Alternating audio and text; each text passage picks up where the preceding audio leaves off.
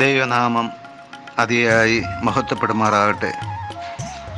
കർത്താവിൽ പ്രിയരെ, നിങ്ങൾക്കേവർക്കും ജീസസ് വോയിസ് മെസ്സേജ് എന്ന പ്രഭാത ദൈവവചന ധ്യാന ശുശ്രൂഷയിലേക്ക് സ്നേഹത്തോടെ സ്വാഗതം. അല്പസമയ ധ്യാനത്തിന് തിരഞ്ഞെടുത്തിരിക്കുന്ന ഒരു തിരുവചനം സദൃശവാക്യങ്ങൾ 3-ാം അധ്യായം 6-ാം വാക്യം. സദൃശവാക്യങ്ങൾ 3:6. നിൻ്റെ എല്ലാ വഴികളിലും ദൈവത്തെ നനച്ചുകൊള്ളുക, അവിടുന്ന് നിൻ്റെ പാതകളെ നേരെയാക്കും. കർത്താവിൽ പ്രിയരെ, നാം വായിച്ചു കേട്ട സദൃശവാക്യങ്ങൾ 3:6 നമ്മെ പഠിപ്പിക്കുന്നത്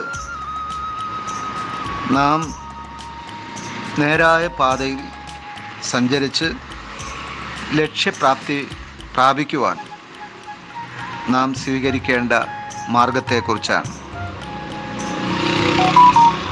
ഇവിടെ വളരെ വ്യക്തമായി പരിശുദ്ധാത്മാവ് വെളിപ്പെടുത്തുന്നത് നാം ദൈവ വഴികളെ നനച്ചുകൊള്ളുവാനാണ്, ചിന്തിച്ചുകൊള്ളുവാനാണ്, അഥവാ ധ്യാനിക്കാനാണ്. ദൈവ വഴിയെ നാം സഞ്ചരിച്ചാൽ നേരെ നാം സ്വർഗരാജ്യത്തിലെത്തുവാനിടയാവും. കാരണം ഈ ലോകവാസം അശാശ്വതമാണ്. ശാശ്വതമായ ആ നിത്യ സ്വർഗത്തിൽ നാം എത്തിച്ചേരേണ്ടതിന് ദൈവവചനമാണ് നമുക്ക് വഴികാട്ടുന്നത്. ഇവിടെ പരിശുദ്ധാത്മാവ് വളരെ വ്യക്തമായി പറയുന്നു, നമ്മുടെ ജീവിതത്തിൻ്റെ പ്രയാണമധ്യേ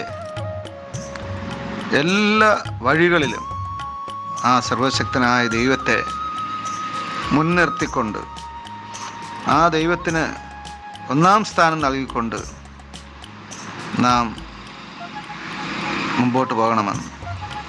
അങ്ങനെ ആവുമ്പോൾ ആ ദൈവം തന്നെ നമ്മുടെ പാതകളെ, അഥവാ നമ്മുടെ വഴികളിലെ കുറവുകളെ നികത്തുവാനിടയാകും. നാം അറിയുന്നില്ല നാം സഞ്ചരിക്കുന്ന വഴിയിലുള്ള കുറവുകൾ. ആ വഴിയിലൂടെ സഞ്ചരിച്ചാൽ ഉണ്ടാകുന്ന അപകടങ്ങൾ, അനർത്ഥങ്ങൾ, നഷ്ടങ്ങൾ, ഇതൊന്നും നാം അറിയുന്നില്ല.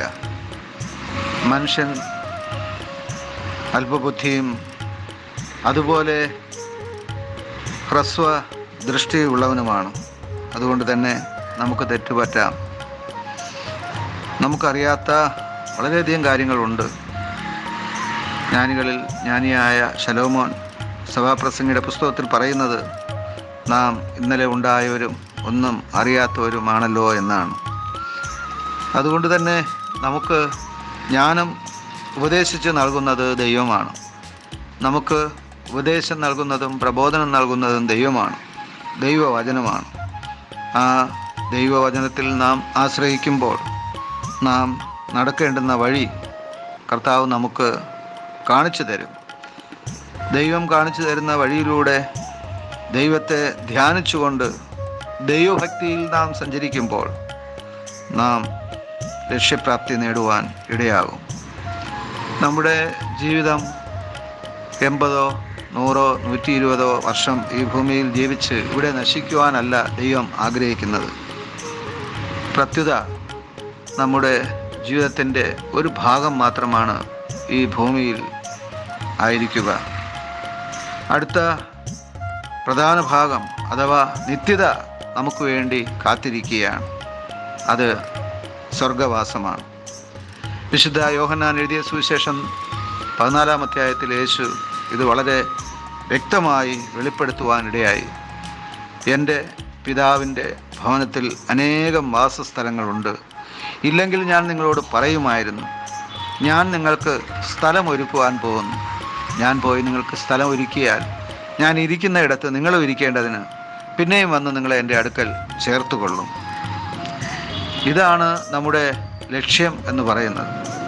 ആ കർത്താവ് സ്വർഗത്തിൽ വസിച്ചിരുന്നവൻ ഈ ഭൂമിയിൽ മനുഷ്യനായി വന്ന് ആ ദൈവരാജ്യത്തിൻ്റെ രഹസ്യങ്ങളെ, ആ ദൈവരാജ്യത്തിൻ്റെ മർമ്മങ്ങളെ നമുക്ക് വെളിപ്പെടുത്തി തന്നിരിക്കുന്നു.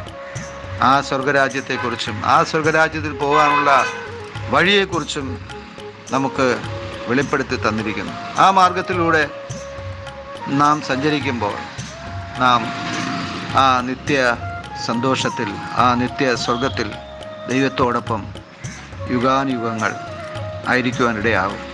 ആമേൻ, ആമേൻ.